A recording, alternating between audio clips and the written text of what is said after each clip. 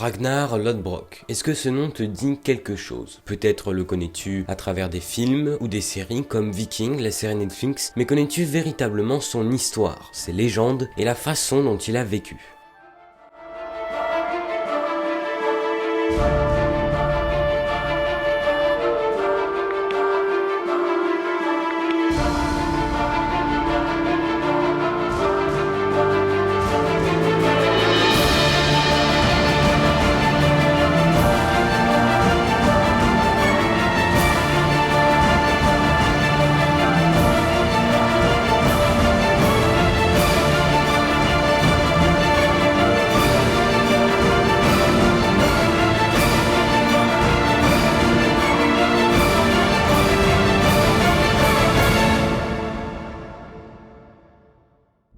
Alors on commence. Ragnar Lodbrok est ce qu'on appelle un jarl, ou un jarl, c'est-à-dire un comte ou un duc danois, ayant vécu entre 750 et 850 après Jésus-Christ. Aujourd'hui encore, il est impossible de déterminer avec précision l'année de sa naissance et de sa mort, ce qui fait de lui un personnage semi-légendaire. Selon certains historiens, Ragnar serait en réalité le regroupement de plusieurs personnages historiques, et qu'il serait de ce fait une sorte de roi Arthur, mais viking.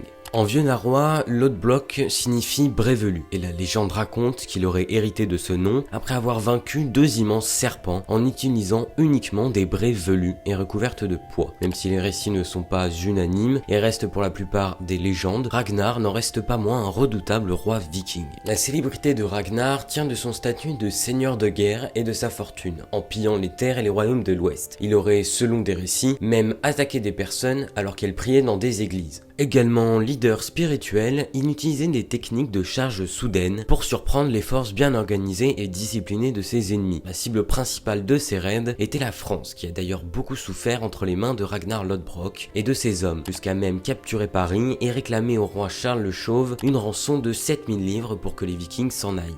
On dit que le roi viking avait 3 épouses, Lagertha, la guerrière au bouclier, Aslaug, la reine guerrière et une noble fille du comte de Götaland. Certains récits relatent même une 4e épouse. Les femmes de Ragnar lui ont donné de nombreux fils, les plus célèbres étant Bjorn Côte de Fer, Alfan Ragnarsson et Ivar le Désossé.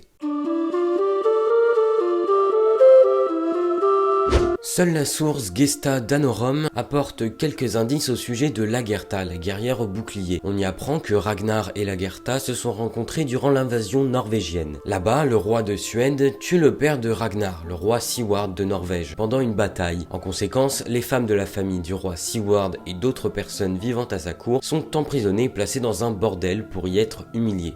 Et c'est en partant les sauver et récupérer les terres de son grand-père qu'il rencontra Lagertha. Et auprès des autres prisonnières qui se sont battues, elle est décrite comme, je cite, une femme avec le courage d'un homme qui a combattu sans peur. L'histoire raconte aussi que Ragnar, impressionné par la bravoure de Lagertha, souhaite l'épouser. Mais pour la convaincre, on dit qu'il dut tuer un ours et un chien qui gardaient la maison de celle-ci.